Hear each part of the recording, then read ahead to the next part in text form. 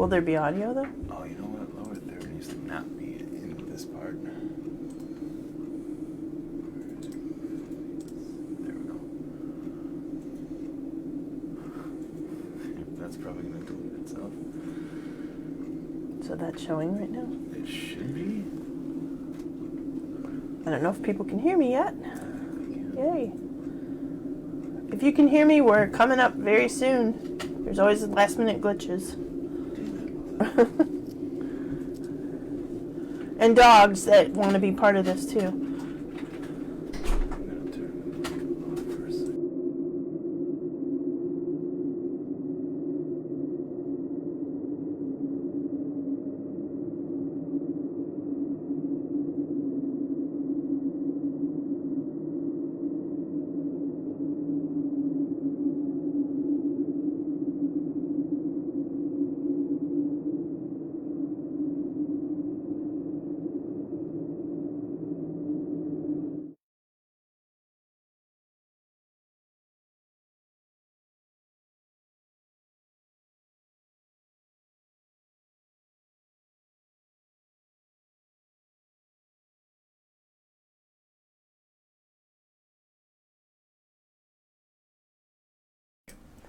All right, everybody, woohoo! I think we're live. Yes. What am I doing? Can you do it? Over to your right. Center yourself in the frame. To my right, to my left. There you go.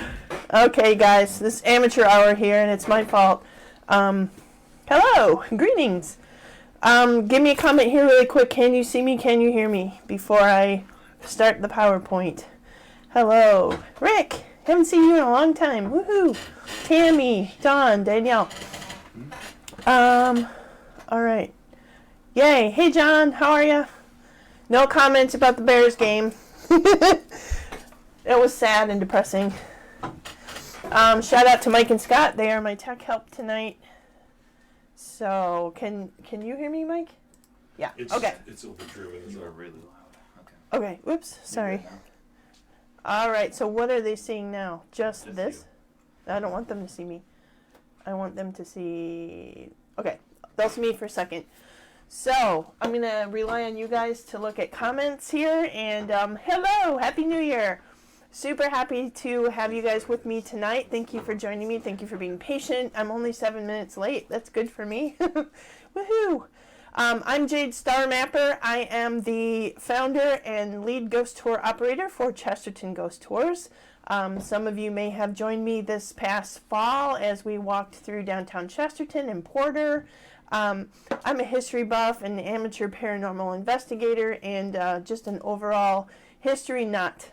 So I've spent a lot of time in my 53 years of life in cemeteries, and I was thinking about our life right now and how it's super boring and there's nothing to do. So I wanted to put together a little workshop for us about cemetery iconography. Okay, so the symbols you see on gravestones. I'm going to take this ring off. It's bugging me. How many of you spend time in graveyards and walk around and kind of look at old stones? Guys. So I'm going to go into teacher mode. Shh. If you have, then you know that there's some very interesting symbols. There are interesting symbols that appear on gravestones, and some of them are kind of obvious and some are not.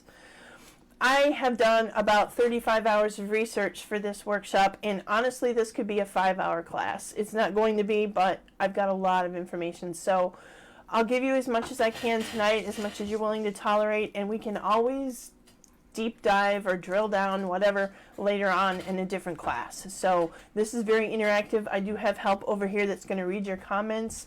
If you have questions, feel free to type them. Let me know if I'm talking too fast. When I'm nervous, I talk fast. So I'm going to click over here to PowerPoint. So hopefully you guys can see that now. Are you able to see what's on the screen? I'm delayed. Okay. So this is what they're seeing right now. This is brand new, you guys. I've never done a live video from this.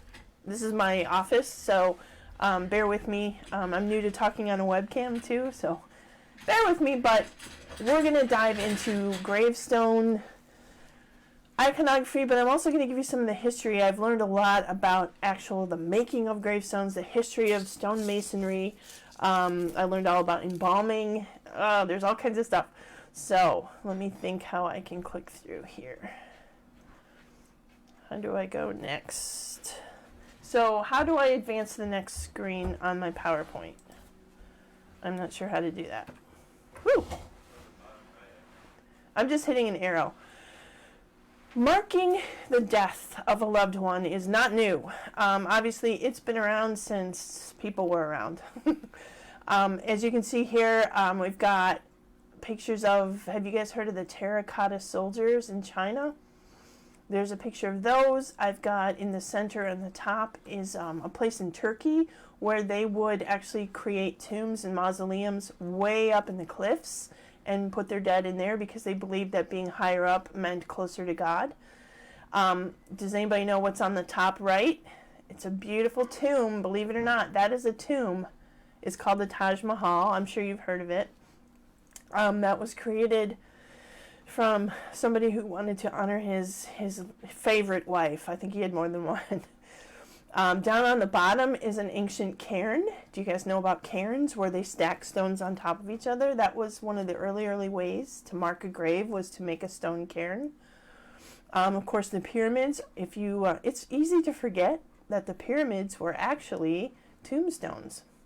And on the right is somebody opening up a sarcophagus and looking at an Egyptian mummy. So we don't have anything that cool around here, but we have some things that are. So we're going to take a look. How many of you have been to Bailey Cemetery? We know that that is an early grave site here in Porter County, and it has kind of an interesting history.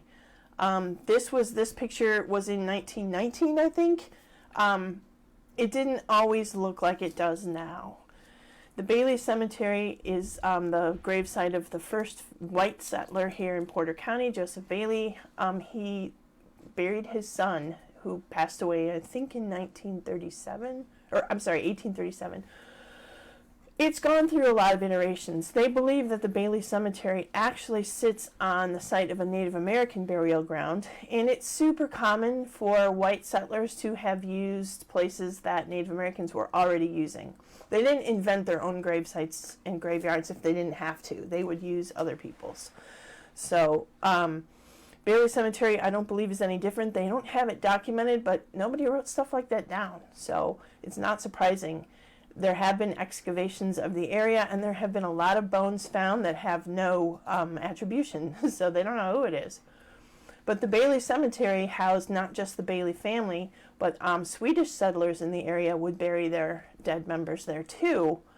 And the Bailey granddaughter did not appreciate having others in her graveyard. She believed it belonged to her family only, and she really hated having any kind of Native American blood inside her. Her grandmother would have been a full-blooded Potawatomi. Frances didn't like that. So she actually took it upon herself to have the remains of anybody that she didn't think was part of her family removed from the cemetery. And she actually had sand brought in, and she had a wall built around it, and she covered the graves in sand. Some say to protect it, but most people who knew the family say she was being an asshole and she just wanted to keep other people out of there. So they built a wall, and then they built another wall around it. There was a lawsuit at one point because the family that owned the land after the Baileys were grazing cattle on the site, and it went through a lot of problems.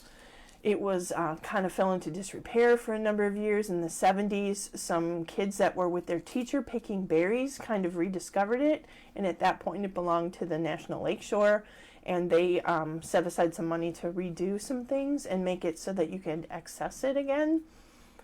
So there aren't any interesting gravestones there. They're just kind of generic, but I think the history of it is interesting, and I will tell you that that whole area is super haunted. So a lot of people have seen walking Native Americans there. A woman has been spotted walking through the woods. Not sure who it is. I think it might be Marie, which was Joseph Bailey's wife. But it's worth a look. If you haven't been there in the wild, check it out. And it's really cool to go there around Halloween time because of the way the trees look, and it's a haunted place. So let's talk about how stone carving even came to be. Think about the Puritan times. Think about Plymouth Rock and pilgrims coming over from England. There weren't really any skilled stone carvers. That wasn't something that was necessary early on. So when settlers started coming over from England, when their loved ones would pass away, they would just pretty much bury them wherever and use anything nearby, like trees or a big boulder, and set it on the spot.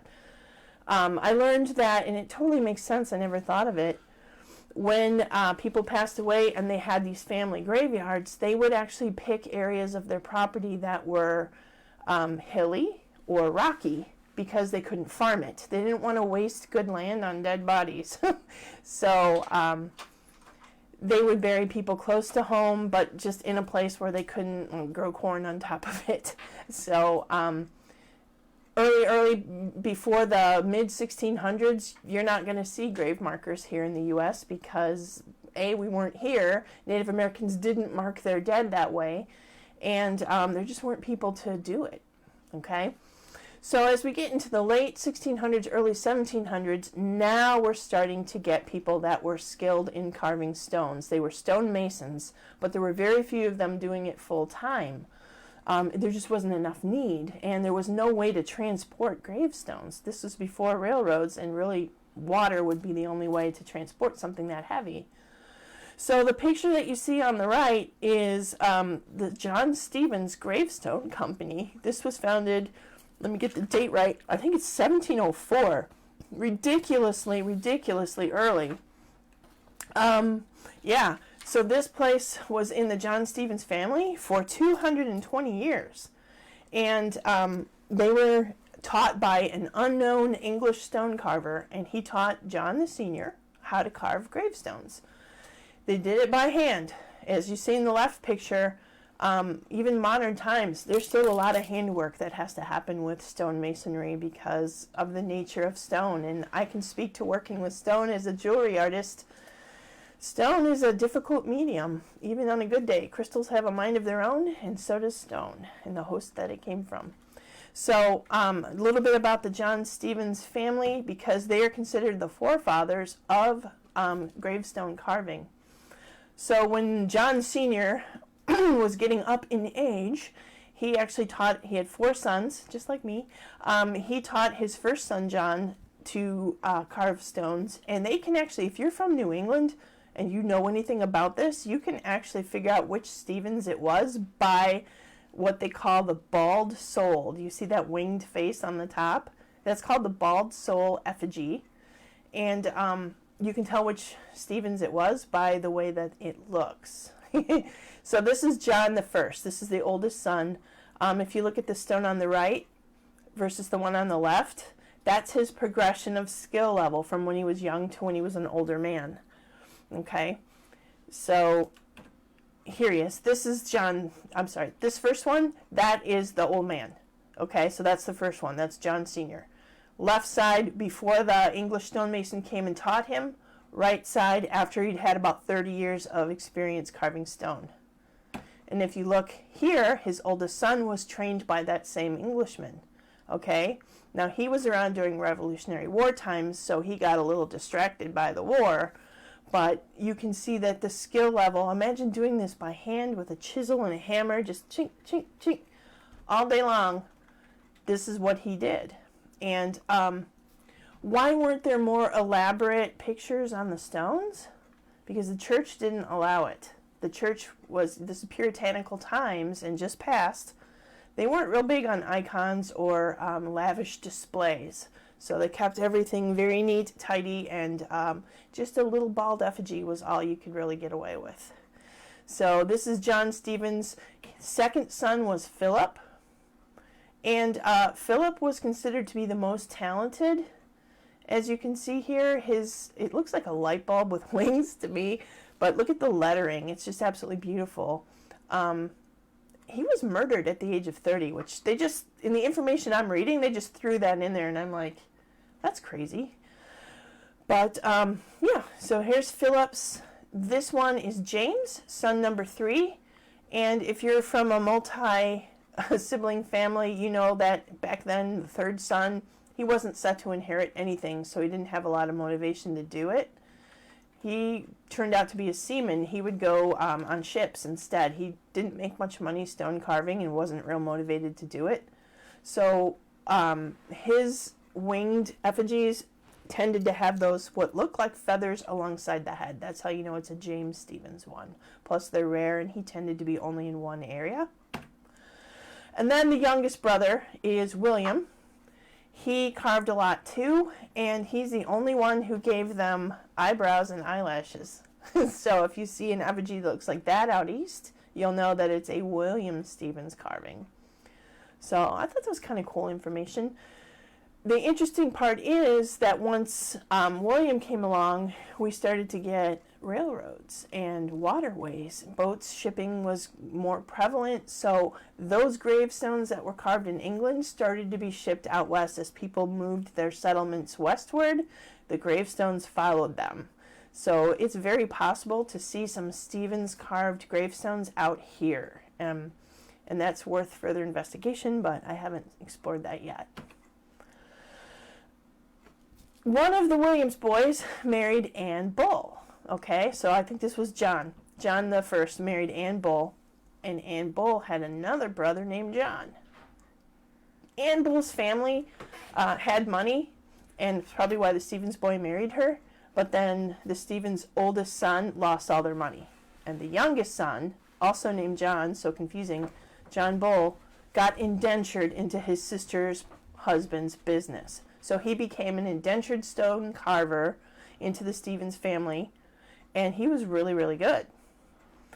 He was known for, if you look at the picture on the left, it's kind of a 3/4 view. That's new, and you see that there's a scythe and an hourglass. That was his signature move, was to put an hourglass to represent time, and if you see, most hourglasses on gravestones are slightly tipped, meaning time is over for you. And the scythe, of course, is a symbol of the Grim Reaper and also harvesting life as you headed to heaven. So if you look at the one on the right, it looks like that person, the winged effigy, has a necklace. So he started to get a little more free with symbology, and the church at that time, after the Revolutionary War, was starting to ease up. So people got a little freer with their icons, and they were starting to add some embellishments that didn't used to be okay. And you notice the picture on the right, on the left-hand side, has a lily. That's supposed to be a lily. Calla lilies were a Christian symbol, so you see a lot of those on graves. And we'll get to more flowers later. Another person in the mix was Pompey Stephens. He was actually the slave that belonged to Brother William. And, of course, it was typical back then for slaves to take on the last name of their owners. Feels icky to talk about, especially in these times, but that was our history. Pompey was brought into business probably because those stone carvers were busy.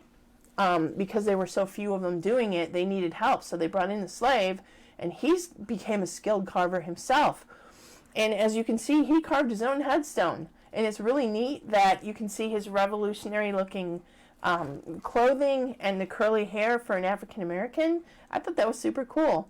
In fact, there is a graveyard in Rhode Island called God's Little Acres, and it has more African American graves than any other place in the U.S. And a lot of them were carved by Pompey Stephens. So I thought that was neat to know. I had no idea this stuff was going on.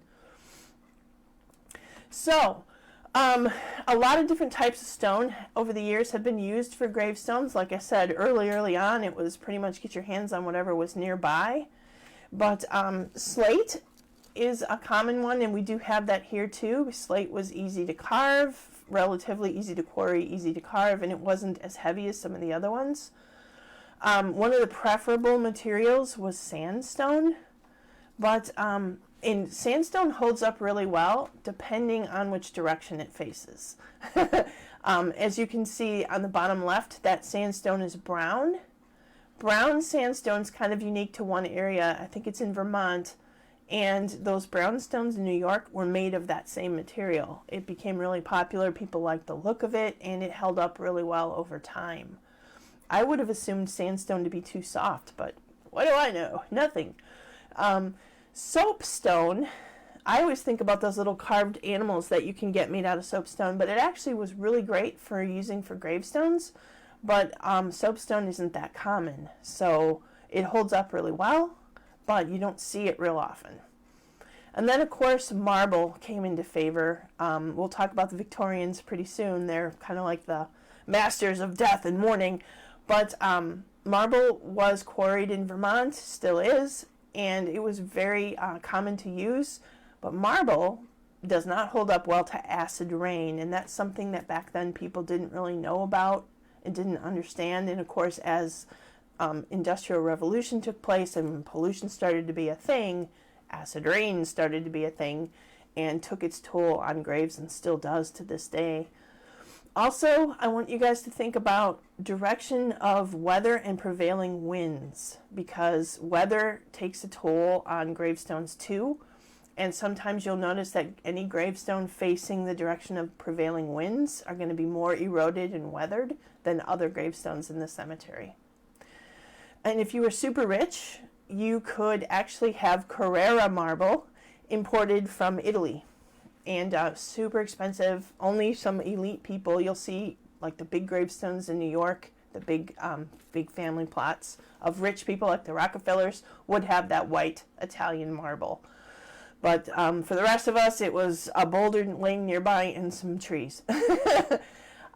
Granite, of course, is a very common stone to use. The problem with granite is because it's so hard, it has to be usually chiseled by hand. And until the Industrial Revolution took place, it was hand chiseled. Now we use sandblasting, which makes it happen faster, and lasers too. But those were the preferred stones that were used in gravestone technology back then. So cemetery is actually Greek for sleeping place. And in the early days, people buried their dead right on their land. And then when churches started springing up as more people came over and the U.S. started to get more populated, gravestones were kept in churchyards. And it was very common practice. You can see the picture on the left is a place in New England. The picture on the right is actually in Europe. And that looks insane, doesn't it? Land in Europe is at much more of a premium than here in the U.S. It's more crowded because it's older. People have been there longer. So gravestones and graveyards got real full real fast. In fact, I just learned that in Greece, they actually recycle grave sites. So every 3 years, they dig up whoever's there and put a new one in. Seems kind of, I don't know what they do with the bodies. I didn't dig that deep because I was kind of grossed out by it. But you can see why. If you look at that picture on the right, it's pretty insane.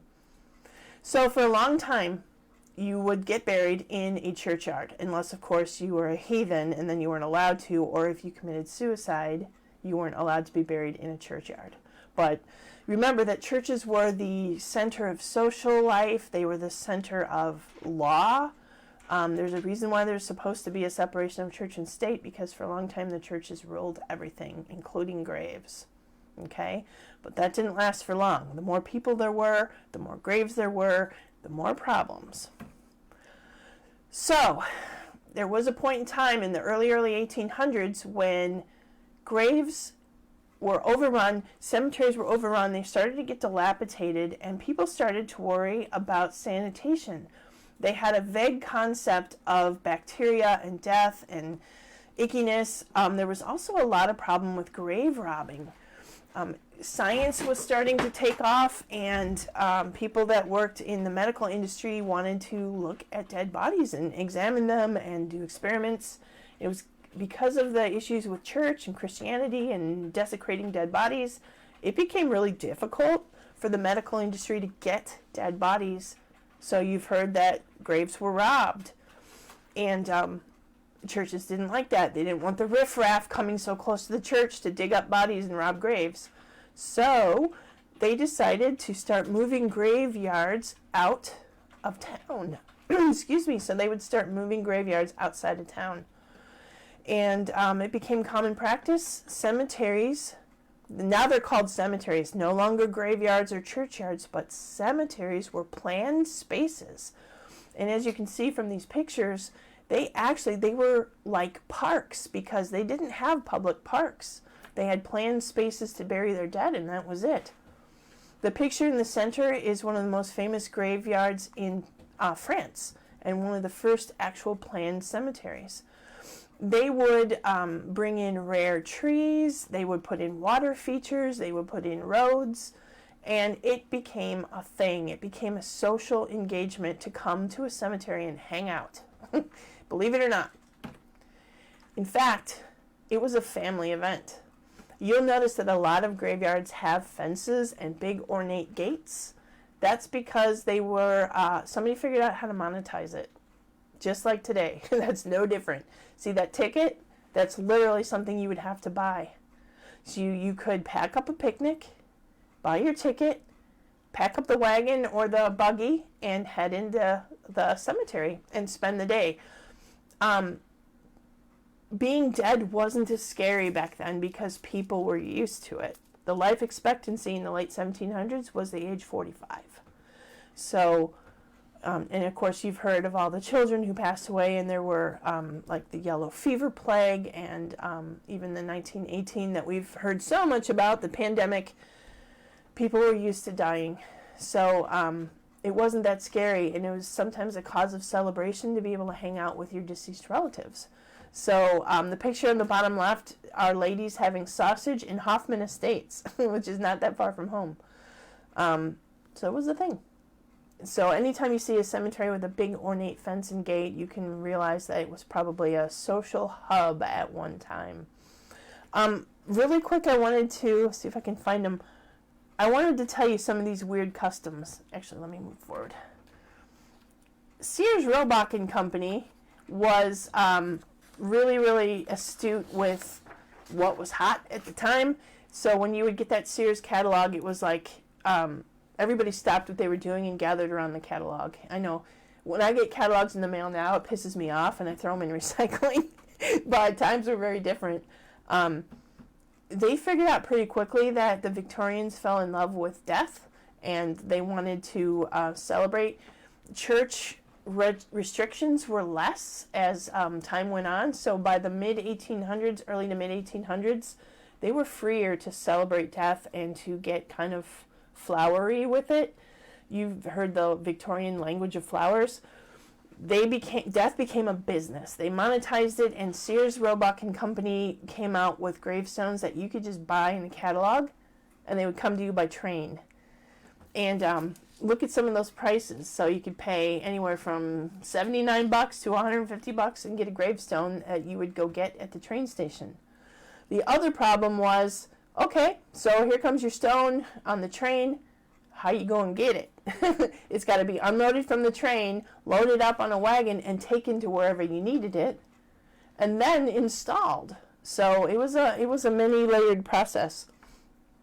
Funeral homes tend to take care of that stuff for you now, but back then it was pretty much all on you. Big business with this. Undertaking became a big business too. So not only could you order a stone, but Sears, Roebuck and Company also had sayings that you could pre-order and have them like, "May she rest in peace," or "Lies with God," or whatever. You could order that and have it pre-made on the stone for pennies on the dollar, right? So I think it was 20 cents a letter. You could order that. Now it's $20 a letter, just for perspective. Did you guys know about this? There was a plot to steal Lincoln's body, and those two guys down on the right were two of the guys involved. They were actually counterfeit money printers in Chicago and in middle of Illinois. They decided that Lincoln's dead body was worth money, and they made a plan to steal it. And where do you think they wanted to hide it? The Indiana Dunes. Yeah, this is crazy. So, after the Civil War, or actually during the Civil War, embalming became a thing. Okay, I know I'm kind of jumping around. Hopefully you can stay with me. And if you're reading comments, let me know if I'm going too fast, you guys. During the Civil War, Northern families wanted to have their lost loved ones delivered back to them.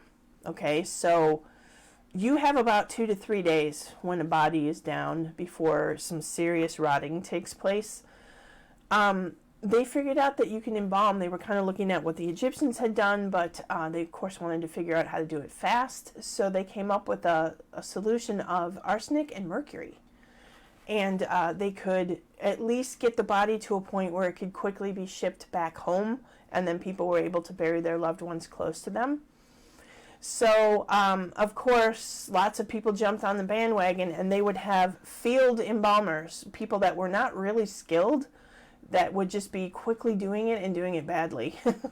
The companies that sold embalming fluid would provide a certificate, and so you could say that you were a certified embalmer with your little certificate, and then you would be paid to get a body ready to ship home.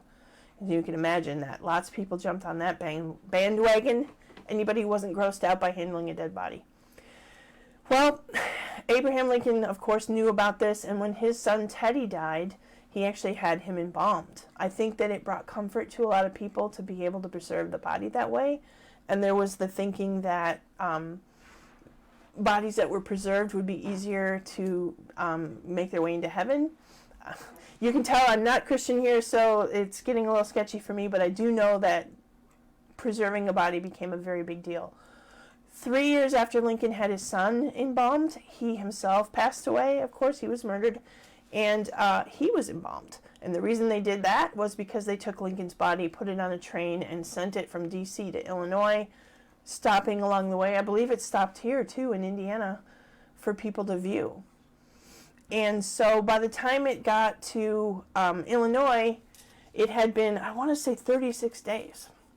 And so Lincoln's oldest son, Robert, was kind of in charge of getting him buried.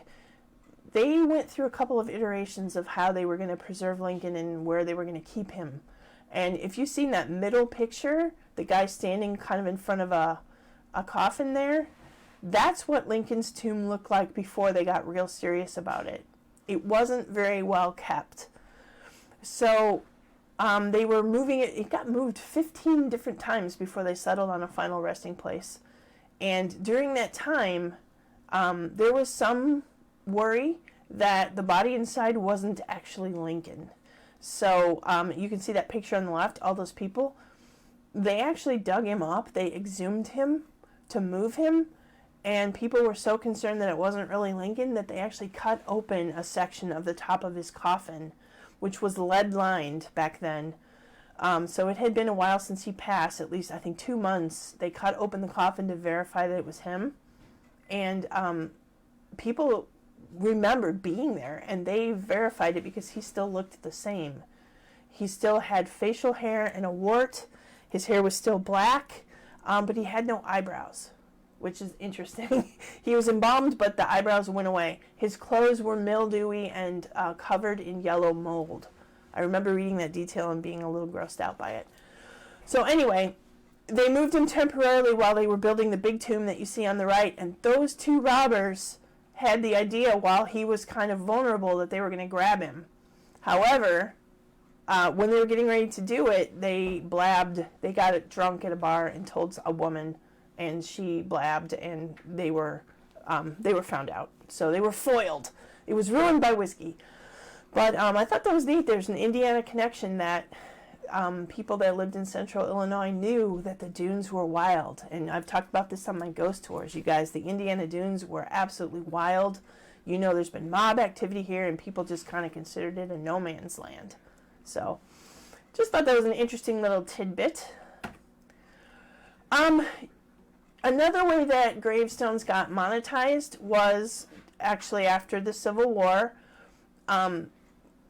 People wanted to commemorate battles. They wanted to commemorate soldiers, events.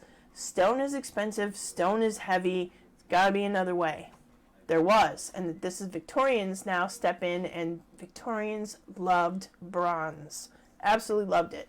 They would use the hell out of it. However, bronze is expensive. It's 90% copper and 10% tin. And so it was heavy and it was expensive. That's where this company stepped in. Okay, the Monumental Bronze Company actually wasn't bronze at all. This was a company who figured out how to make it out of zinc, which was super cheap and available. So they made a ton of gravestones out of this stuff that looks like stone, but feels kind of like plastic. And you'll see it. This picture that you see on the left of the soldier's bust, I took that at Pine Lake Cemetery in LaPorte. You'll see these kind of gravestones all over the place, and they were made by the Monumental Bronze Company. They actually, let me find the exact name, they opened up some subsidiary branches of the place because they were so lucrative and people were buying the hell out of it. They opened a branch in Chicago, and it was called the Chicago American Bronze Company. So that's probably where these came from. But you'll see it all over the place, and you notice that monuments started to get big and tall. After the Civil War, everybody loved obelisks and pyramids and big statues. So we're going to see a lot of those. Okay? So again, a way to monetize death. Why not? Anchors. Okay, so now we're going to actually start talking about symbols that you see. And stop me if you want to know more, because I'm going to go kind of fast here. But I have so much more to tell you, so I can clearly be all over. Let me know if there's comments. Yes. Have you seen a gravestone with an anchor? Some things are more obvious than others, by the way. This picture, again, there's a lot of these from Pine Lake, just because that was the last place I was. And you see these anchors, okay? Anchors were steadfast hope. And here's silly me thinking anchors meant this person had a merchant marine career or some kind of a sailor. Not really. Anchors usually meant hope. Sometimes the anchor was broken, especially if the person died young. I also want you to notice you're going to see a lot of gravestones that have more than one symbol, okay? What else do you see on here? I'm the teacher, but this is impossible because I can't see what you're saying. You notice the cross at the top over Mary's name? It's tipped. There's a name for that cross. When I first saw tipped crosses, it made me a little uncomfortable because it seemed like a satanic kind of symbol, but not at all. It was like Christ's burden to carry the cross, and he's able to set it down. So it wasn't anything upsetting. But you'll see a lot of tipped crosses. There's also the scroll. That was very common in Victorian times to use scroll work. And you'll also see that gravestone looks like it's on a tree trunk. We're going to talk about tree trunks because you're going to see a ton of tree trunks, and there's a reason for that. It's not just because people love trees and wanted a stone tree. There's more to it. So just remember when you see an anchor, it's mostly about hope, okay? Of course, you're going to see a ton of angels at cemeteries. Makes sense, right? You'll see baby angels and little cherubs when there's a child lost. You'll see angels with wings carrying the soul to heaven. Sometimes you'll see a weeping angel, which of course is sorrow. There's nothing real deep there.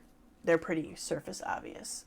But people took a lot of comfort in the thought that an angel would be at your side or that an angel would accompany their loved one. So they would pay to have those carved. And you can see the stone on the left didn't hold up very well. That one literally was facing west. So the granite, the second one with the flowers on top, that one held up a lot better. Also notice the photographs down at the bottom. It's kind of a European thing more than American, but you do see more modern gravestones to have the photo set into the stone. I remember the first time I saw that, it was kind of upsetting to me. They're often ceramic, so the photo is printed on ceramic, and they hold up pretty well over time. But some people take comfort in being able to go visit and see the face of their loved one. Okay. You'll see a ton of birds, mostly doves, and of course doves are a soul, peace, Christ symbol, so of course you see tons of them on gravestones.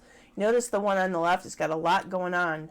The dove is only one feature of many, including some plant work, a symbol for the Masons. There's all kinds of stuff there. Also notice the shape of the gravestones. The first two on the left are almost angelic shaped themselves, and it was more common in the mid to late 1800s to have the actual stone be shaped, and that was expensive and it was hard to do. Sometimes when you're chiseling stone, you'll get a vein or a fault line and the whole damn thing will crack and then it's ruined. So stone carvers had to be very skilled and very patient. And of course, machinery made it a little easier to quarry it, but some of that carving to this day is still done by hand. Oh, and also the one on the right, there's your white bronze monument again. So it looks like stone, but it ain't. Books. You'll see a ton of them. And they can mean learning, they can mean somebody who is a scholar. A lot of times it's a Bible, okay? Sometimes they're inscripted. Person was a publisher or a writer. Most of the times that I've seen them, they're usually biblical. This Joseph O'Gara one is a local Valparaiso historical cemetery, and that is O'Gara bookseller here in Chesterton. So, of course, he has the Celtic cross on one side and a stack of books on the other to represent what he did in life. Do you see that upper left picture has a little bit of a chain there too? So, like I said, there's a tree, there's a book, there's a chain, so there's more than one set of symbols on this stone. Speaking of chains, so you'll see a broken chain mostly, and that is broken life. Life ended too soon. Death on earth. So most of the time when you see chains on graves, it's never finished. Okay? It's unbound, if you will. So people tend to like a circular shape because it represents hope and like a permanent connection. That's why wedding rings are a thing. But a broken chain means somebody was taken too soon. And again, the one on the left is one of those white bronze monuments. Now remember, this is like that. It feels like plastic, you guys, and it's usually over something else, so you'll see it start to crack. They don't hold up that well. Columns are big. A broken column is a life cut short, so the shorter the column, the shorter the life.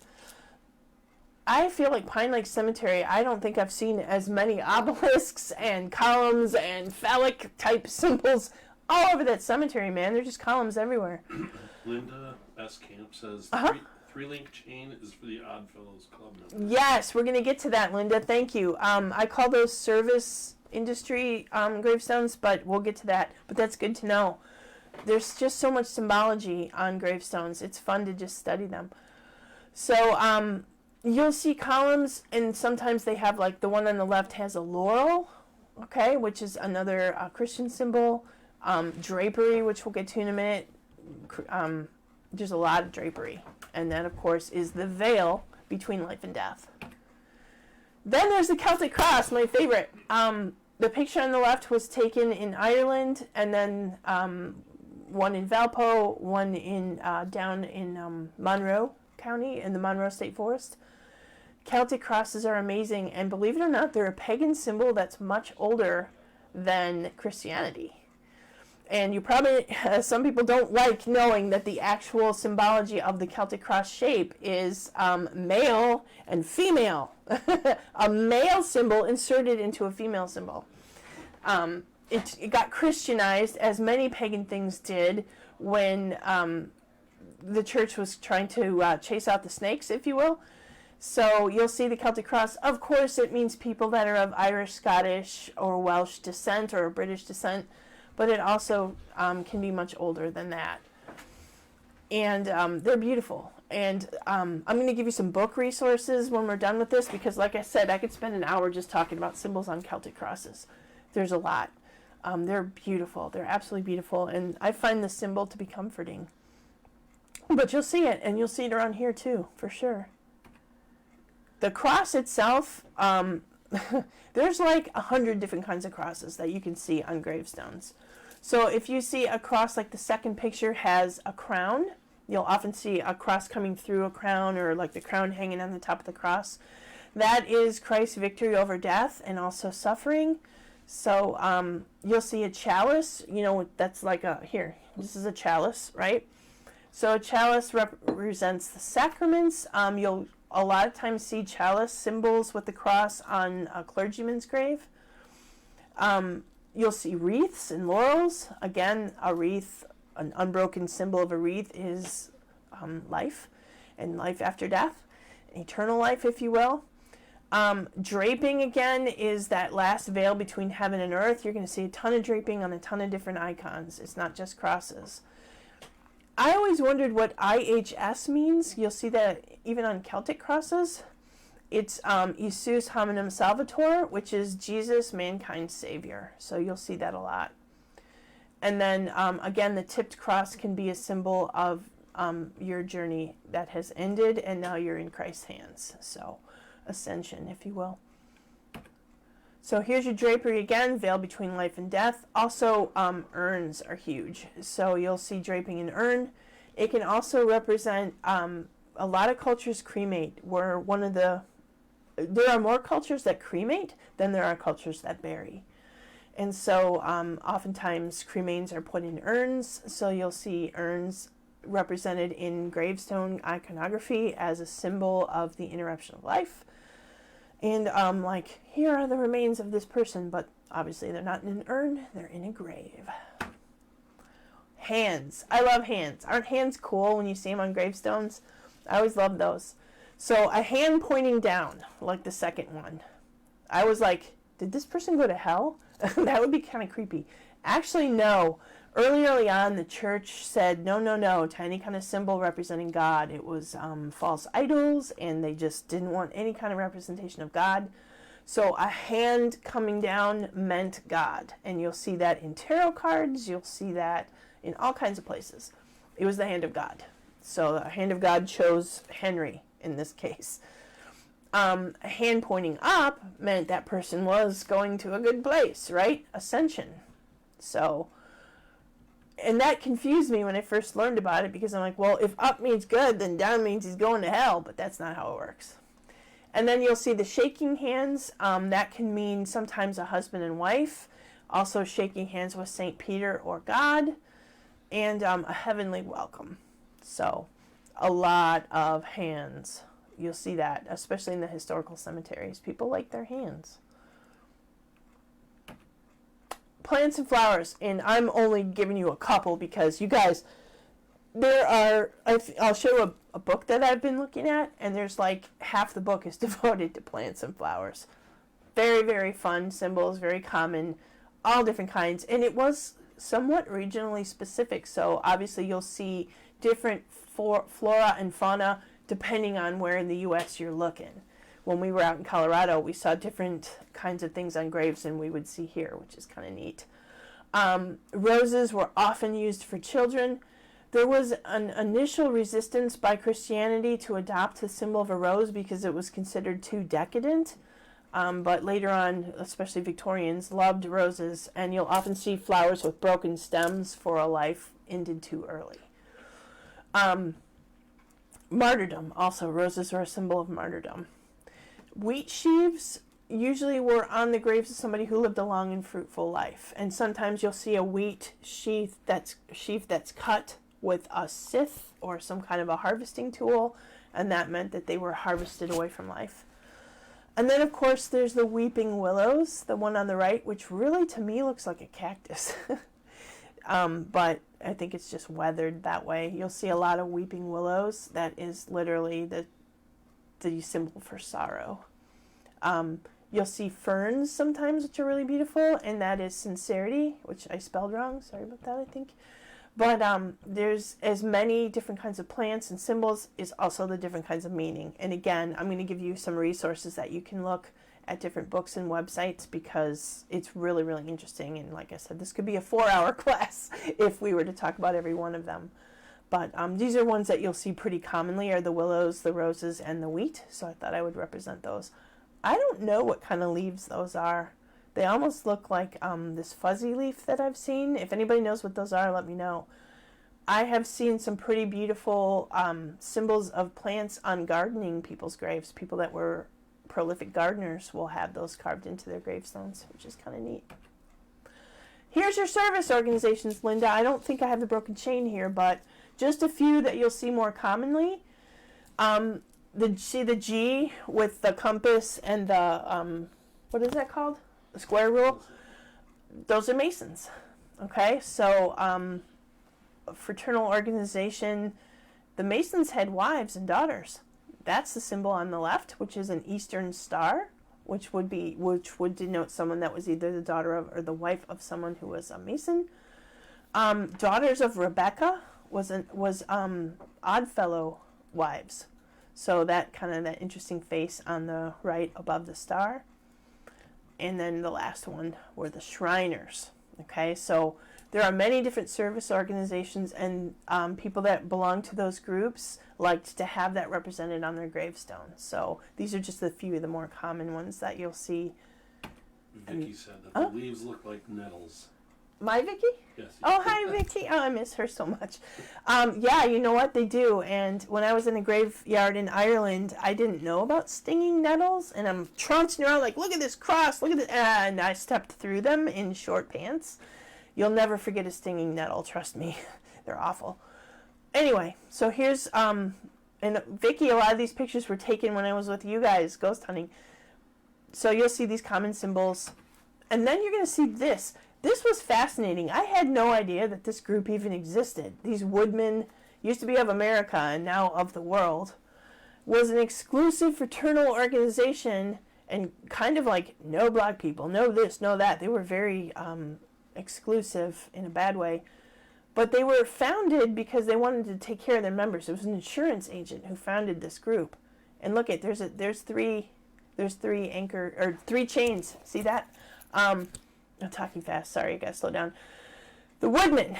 You'll see tree stumps because at one time if you belonged to the Woodmen of the World, you would pay into the society and they would guarantee a grave marker for all their members, and it was always some kind of wood or some kind of stump or some kind of tree.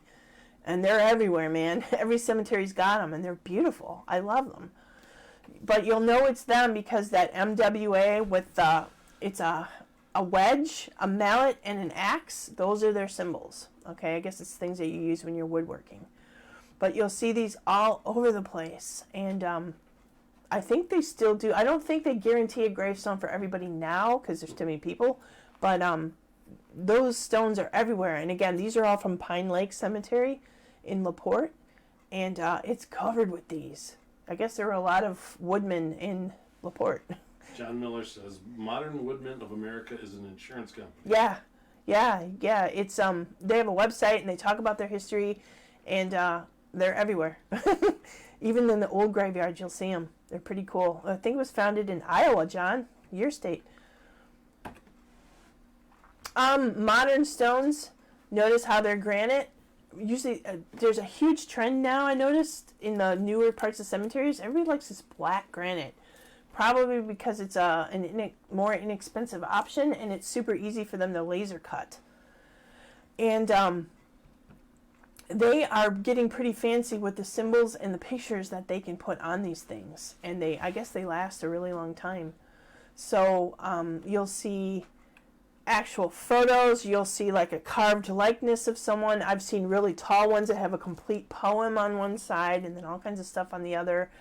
You see here in the middle, this couple, it has their home. It made me really sad. I had to leave this area because, of course, there's a lot of children, and that's hard to be around. But they get pretty specific and pretty crazy with what they can do now. And I'll tell you where you can get this stuff done. It's actually in St. Joe, Michigan, not far from here. But, yeah, this is just a few. Again, you guys probably have pictures of them, too. They're pretty fascinating. McCool Cemetery, which is over, I think, is it off of 149? Over that way towards Portage. They have a lot of these kind, and they have one that's got a young guy with a skateboard. It's pretty crazy. I think there's one in Westville Cemetery, too. There's at least one that has like a big young kid gravestone with all kinds of stuff on it. So, modern stones. These are the two books. I don't have the one on the left. It's hard to get. But this one is, I think, Martha? You might have given this to me. I don't know if Martha's watching, but Vicky knows Martha. She might have given this book to me. It has tons and tons and tons of information. If I ever remember, I should bring it with me when I'm at cemeteries. But It's a great reference, you guys. So get your hands on that if you want to explore this further, because there's a lot in there. And like I said, a third at least of the book is about plants and flowers and the language of flowers. So these are two great references. Yeah, those are two great references. I'm going to go back because I want to tell you about Victorians for a second. So they were, I don't know why death kind of gets associated with Victorians now. They kind of own death. But they had some pretty crazy things that they believed in. And so I wanted to tell you about a few of them. There was a book called The Castle's Household Guide, Cassells, Cassell probably. That book was what every Victorian family, and you didn't have to be English to be Victorian. It just meant you had to live at that time. That was the book you lived by in all kinds of things. And it was very specific about how you should dress, what you should cook, how you should entertain, how you should present yourself in society. And they definitely had a huge section about what you should do when somebody you love dies. Okay? In the old days, people would pass away and their family would wash the body and lay it out on the table in the dining room.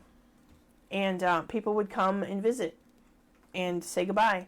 And you had 3 days of mourning. And they would surround the body by candles to cover the smell.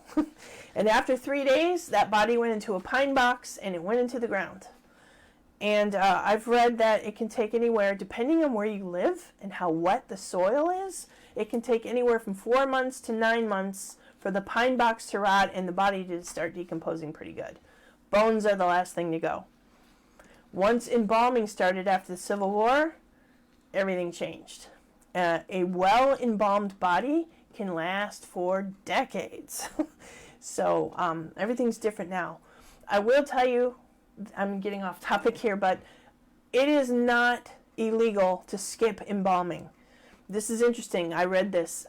Funeral homes, when let's say somebody passes away at a hospital, the hospital is going to hand you right over to whatever funeral home they work with if you don't have one. And that funeral home is going to encourage you to embalm and put them in an expensive casket that's going to preserve them for a very long time.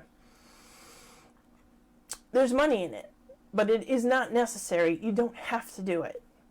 But if you don't, you're going to get a lot of flack.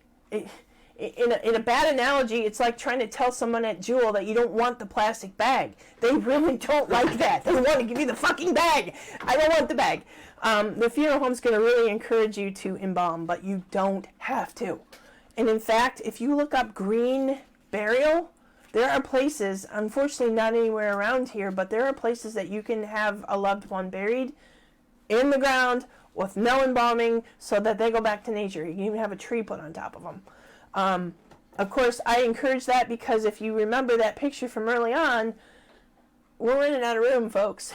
So, anyway, just my little aside. Yes. Two things. Jessica and Ryan Rieger said, friend of mine buries at Calvary in Portage. Ooh. It is life-sized. Front is of him, and the back has pictures of every year as he grew older. Wow. I'm not sure who him was, if that was a skateboarder or not. But yeah, that's... Rick Britton says, hey, Victorians were also famous for posing with their dead relatives. Oh my God, Rick. I when I first learned about those, it really horrified me. I think it was a stupid pop-up, like a clickbait type thing. It was like, look what Victorians did. And I was like, oh, what is this? Ugh. But I guess I understand it. Children died very frequently, and taking photos was expensive. Most people didn't have a camera, so they wanted to remember their child. And if they didn't pay to have a picture taken of their child in life, they would dress the child, prop them up. They had ways to keep their eyes open, and they would pose the other children, like put the dead child in a chair sitting up, and they would pose the other children around it and take that photo. I know it sounds absolutely horrible to us now, but that was something they did. I remember seeing a photo of the people that shot Jesse James. After he was dead, they propped him up and they had his eyes open and they took photos next to him with their guns. It was a thing. Kind of morbid, but here's some other stuff Victorians did. they would carry a deceased person out of the home feet first so that they couldn't look back and call someone else to follow them. There was a lot of superstition in Victoriana. They were learning about the natural world. It was just like their eyes were just starting to open as far as learning things, but there was a lot of superstition, a lot of spiritualism, a lot of occultism, mysticism. So fascinating, right? This is the memento mori. Have you heard that term? Which is, somebody say that? Somebody just said that. Angel. Yeah. Nice. Angel, hey, my dragonfly girl. Yeah, so memento mori was, funerary art and things to remember the dead. Martha is here and she's loving this. Martha! I wish I could see you guys in person. This sucks. When someone passed away, curtains were closed and mirrors were covered until after the funeral so that the deceased's image wouldn't get trapped in a looking glass. And I just saw that in a movie reference that somebody, oh, you know what? It was in Unorthodox. Have you guys seen that show? Watch it. It was so good. I was expecting to be bored by it. It's really, really good. Watch Unorthodox. I think it's on Netflix. You learn all about a culture that I really didn't know anything about. But I noticed that they would cover mirrors and things like that. Karen Valencia Alexander says Potato Creek River Cemetery has some very unique stones. Ooh, good to know, you guys. If you don't mind, if you think about things like that, put it on the Facebook page. Put it in Chesterton Ghost Tours so other people can benefit from your knowledge, because we all love this kind of stuff, right? It was thought that you might be next if you saw yourself in a mirror at a house where someone had recently died. That's why they would throw a covering over mirrors. Yeah, and it's really weird. When I'm a jewelry artist by trade, if you don't know me, and I have a hand mirror for people that want to see a necklace. And when it's not in use, I always flip it over. I can't stand it when it's mirror side up. And that's just a weird thing inside me. I don't like mirrors at nighttime either. Like if I stay in a hotel room and there's a big mirror, I can't sleep. It's so weird. I don't know. To prevent bad luck, all clocks were stopped at the time of death. And I've had 2 people recently tell me stories about losing a loved one and either hearing a phone ring or noticing that a clock stopped. So, just an interesting aside. And somewhat creepily, I took this from somewhere, it's like the other things weren't. Victorians turned family photographs face down to protect family and friends from possession by a spirit of the dead. So, like I said, a lot of mysticism, a lot of spiritualists. And Martha, you could certainly talk about this. She's from Buffalo, New York, where spiritualists kind of began. Vicki and I have been to Camp Chesterfield, where you can go learn all about spiritualism. It's a fascinating thing. I think the Fox sisters, right? So, at the time, it was difficult for medical professionals to procure bodies for study, so grave robbers became a concern. Additionally, because medical conditions weren't well understood, a doctor might mistakenly declare someone dead when it turned out they were in a coma. Okay? And enough people heard about this during Victorian times that they got wigged out and came up with all kinds of ways to allow someone who was buried to contact them if they weren't dead. Like this. To combat grave robbers and premature burial due to lack of medical understanding, the Victorians put a few safeguards into place. Some families buried a loved one with a rope in their hand attached to a bell outside of the grave. If the person in the grave awoke, they could ring the bell, signaling their need for help. How creepy is that? Other burial options included breaking over a grave. I'm not sure how that would help. Covering it with a protective gate. I guess to keep grave robbers out of there. Or purchasing a coffin with a series of tubes and mirrors to allow the grave diggers to peer inside for movement. Just think about that for a minute. Yeah, okay. So, there's a lot, right? Sorry, I'm technically not understanding this, but there's a couple of pictures I want to show that aren't part of the PowerPoint, so how do I show them that? This is Mike. Say hi. Oh, hi. He's my help. I don't know if I can helper. do that very quickly. Yeah, sorry, I'm showing my amateurness here, but You've seen graves and gravestones that they're askew, they're half sunk into the ground.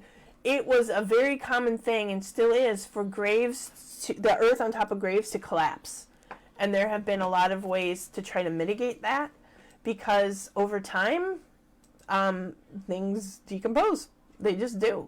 And so they have now started to use, and it's been the last 50 years or so, grave containers, where it's basically a concrete or cement wall, and they put the grave coffin inside there. So can you open that one?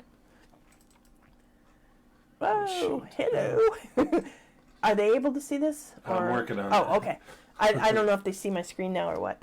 But yeah, so a grave within a grave, right? I also saw this horrible picture I'm not going to share with you of a mausoleum where, they have the, what would you call them, like drawers of bodies, and one of them had a bunch of liquid. Yeah, I don't really have to say anything further, but you kind of understand that can happen. Oh, no. No. Stupid windows. Sorry. Yeah, so on one of my ghost tours, I tell a story, and you guys, I'm going to be writing a book about this. I can't get their story out of my head. It's been 3 years, so I am going to write a book. But coffin babies were a thing.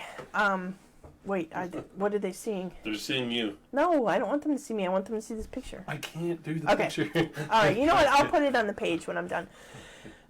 Coffin babies happened when women who were pregnant, and sometimes people didn't know they were pregnant, would be buried, and the fetus was expelled when the gases of decomposition caused that to happen. So that happened in one of my stories here, that this girl who was murdered, they exhumed her body because they needed to see if it was her, because they were trying to verify if he killed her or not, and they found a 3-month-old fetus in the coffin with her. So that was a thing. Yeah. Can you put a couple of pictures up here for me? I want to show you guys some orbs. This is completely unrelated, but I know you guys are into ghost stuff too. If you're familiar with orbs, and I don't know if Michelle Coulter is here, she just shared some orb videos with me. She's got some stuff going on in her house. Orbs can be sketchy ghost hunting evidence because they can be explained away by so many things, but we've all seen them. You've seen the shows too. You know what an orb looks like. Sometimes it's dust, sometimes it's smoke, sometimes it's precipitation, sometimes it ain't. And I have some orb pictures that I would like to share with you. Don't have anything to do with graves, and if you want to take off, I understand, and thank you for joining me. If you want to see my orb pictures, hang around for a second here as my son Scott helps me out. Yeah, so it can be energy. It can be the energy of someone who's departed, or even a pet. A lot of cats. Yes, headstone pics. Go scroll down. It's not in a folder. Just in here?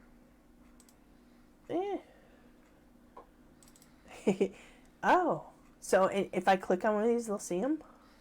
So what we'll do is this entire window, this Okay. is what will be on screen. Ooh, okay, cool. One moment, just keep going. Okay, so yeah, my son Scott's here. He's my tech person. Yeah, so orbs. Orbs are energy spheres, if you will. Sometimes they look a little see-through, sometimes more like a ball of light. When I was 12 years old, we lived in the Ozarks, and I remember my brother and I, we lived on a farm called Nob Hill Farm in Seymour, Missouri, way outside of Springfield, way down there. And we were sitting on top of Bald Knob. It was just getting to dark, and I don't know, we just were checking out the fields. It was summertime. So we're sitting there, and we're looking down in the valley, and we see this light that went zoop, zoop. It was going all over. We lived on a 600-acre farm. There was no other person or property or car or anything around us, and this light was doing its thing. It turns out it was a will-o'-the-wisp. Yeah, I'm getting goosebumps just thinking about it. It's the first time I'd ever seen anything like that, and it scared the shit out of me, and him too. But when you see something paranormal, you get that weird feeling of like your hair standing up, and you just know. Follow your intuition, because you know. And that was it. Yes, so whatever is in that window, they're seeing. So if I go down to... They're watching that right now. Okay, so you guys can see this blue car? Double click it. Oh, you guys, look who's there. Okay, so Martha, Vicky, I don't know if Linda's on. I thought I saw that she was going to join us. Do you guys remember this? Yeah. Did you notice all the orbs in this picture? We were called, as Indiana Ghost Trackers, we were called to investigate a garage in Valpo. Classic cars, right? This guy worked on classic cars. Look at all the orbs. Yeah. I mean, it is dusty in there, but I don't feel like those are dust. I was the only one taking pictures at that point, and you can see that beautiful woman down on the right. That was our Raven Vicky. She actually is not with us anymore. I do think about her pretty often, actually. She was wonderful. But there's an example of orbs. Okay. Yeah, isn't that crazy? Am I getting comments? Yeah, Vicky said, Raven Vicky. Yay, I know. Cindy Bush Davis said, thank you so much for presenting this tonight. It was awesome. You're welcome. Thank you for joining me. Martha says, I'm nodding my head like you can see me. I love it. Yeah, I wish I could. It's very, you guys, I'm a teacher by trade. It's very hard to do these Facebook Lives because I can't see you. And it's like you're teaching a blank wall. So it's very difficult. What about this one? Can they see that now? Mm-hmm. Where is it? Oh, you guys, this was at Woodville, which is kind of in Liberty Township.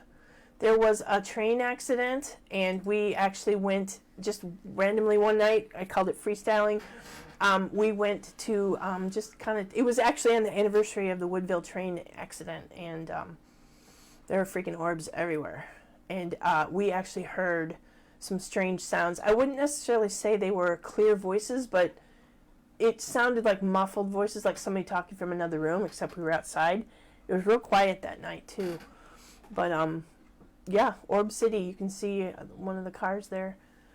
So that was a cool night. Jessica and Ryan Rieger say thank you for sharing your knowledge. Hey! One more? Did I ruin it? Oh, good. Okay, this is for Nashville Cemetery, which is, of course, here by me in the Indiana Dunes. Do you guys remember that? My friend Tracy, I remember her. She got really emotional. This was a crazy night. I actually have EVP from this, too. You can't quite see it, but the gravestone in the lower left was a family that had lost several children. And we got EVP of somebody saying help. And I had a ton of orbs, which I didn't see that night. The thing about ghost hunting is a lot of times you have to look back on your evidence later because you won't see it with your eyes, but you'll see it in cameras or you'll hear it on recordings. So. Angel Bernal says, I've been there, but I'm not sure which there she means. Oh, yeah, I'm sure you guys have been around. For Nashville has some old graves and some modern ones. So we've got a lot. We've got a lot of cool things around here. Angel says my husband thought I was nuts to bring him there. For Nashville? I'm not sure where there was. Angel, tell us where there is. Ronnie Lynn said this was great, thanks. Thank you. Mary J. King says EVP, question mark? So extra, oh my gosh, I'm drawing a blank. Vicky, help me. Why can't I think of it? Because I'm nervous. Electronic voice phenomenon, Jesus. Yeah, so ghost hunters, paranormal, professional investigators, whatever, we use a handheld recorder and we record questions, and sometimes just sitting in an area we'll record to see if any sound comes that we can't hear with our ears, and we play it back later, and sometimes you can pick up paranormal evidence that way.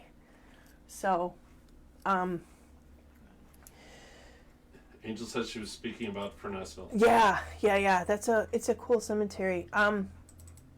This is in Pine Lake Cemetery. Isn't that beautiful, you guys? A mausoleum, so that's another way to keep bodies. Although I think this is actually a chapel. I don't think it's a mausoleum, but it's absolutely beautiful. This is one of the weirder gravestones. This isn't around us. I have to close the other This one is actually the grave of John Paul Jones. He was considered the founder of the U.S. Navy.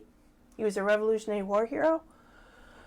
This is his... They actually lost him. They didn't quite know where he was, his body, and then they recovered him somehow, and they built this grave for him. It's at the U.S. Naval Academy. I think it's in Virginia, somewhere out east. Can you guys see that? They're dolphins holding up like this barnacle thing that looks like it has seaweed all over it. I thought that was one of the cooler gravestones I've ever seen.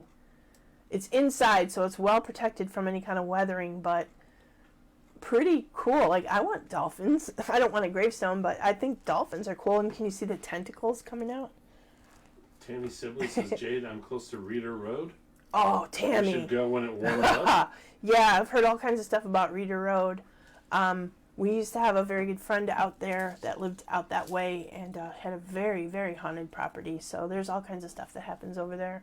Mary J. King says, cool. Yeah. This is very interesting about the EVP. Yeah. Am I able to play sounds for people? Okay. Yeah. I know we're totally getting off topic, but you guys, it's Sunday night and it's boring. There's nothing else to do, so.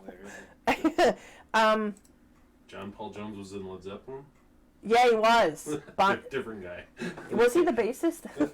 One more gravestone I wanted to show you. Gosh, sorry. Again, still. This is what they're seeing. Okay. This is in Kansas. This was just like a farmer that had some bucks, man. Look at what he had carved. He has, you can't see on the other side, is younger versions of them, and then he and his wife older. Just think about the cost of that. Incredible. And by the way, speaking of cost and grave carving, there is a company, let's see if I can find it. They are in they were in South Bend. They moved up to St. Joe, Michigan. I'll have to, you know what, I'll post it if you guys want to know. I can't read my own handwriting, it's awful, but there's a place in South Bend that or St. Joe, that you can have your gravestones made, so it's local. Most funeral homes will provide that service for you, but if you were interested in getting even one done for a pet, you can contact them, and like I said, I'll post that on my Chesterton Ghost Tours page so you guys can see that it's fairly local. So we have skilled stonemasons. I read all about the people that work there, and they've been doing it a long time. It's kind of neat. It costs about $150 to $250 to get a small marker made for a pet. Can't you get that at Costco too, you guys? I think you can get gravestones, and I know you can get caskets at Costco, which is... Marianne Aaron's Kedzora Yeah. says, you've done an awesome job. Thank you. It was very interesting. I bet you could get pet gravestones on Etsy. Oh my God, probably. Tempting, but we just mark I have pet rats, and they only live about 2 years, so I have quite a few of them in my backyard, and I actually mark them with just rocks that I find. If you have pets buried on your property, you are legally bound to disclose that if you sell your home. Did you know that? Yeah, that's a thing. You're also supposed to tell people if your house is haunted, but we won't talk about that. Where is... Okay, so... bear with me, you guys. I'm going to scoot this over, and I'm going to find my EVP really quick and see if we can get something for you here. Ghost stuff. Meantime, let me know if you have questions or want to chat about something. Awesome EVPs. Here we go. Okay, so Scott, those are, I'll tell you which ones I want. Oh.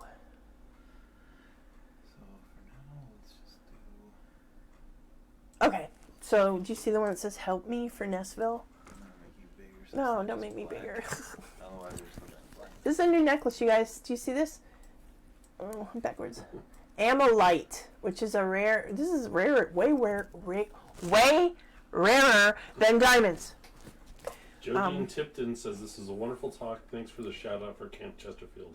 Oh yay! Yes, Vicki and I were there 2 summers ago when we were still allowed to travel, and we did Spirit Fest, and it was fascinating. It really was. We met I met my friend Julie there, and Julie is a joyful spirit in my life now. I'm very happy that I met her there.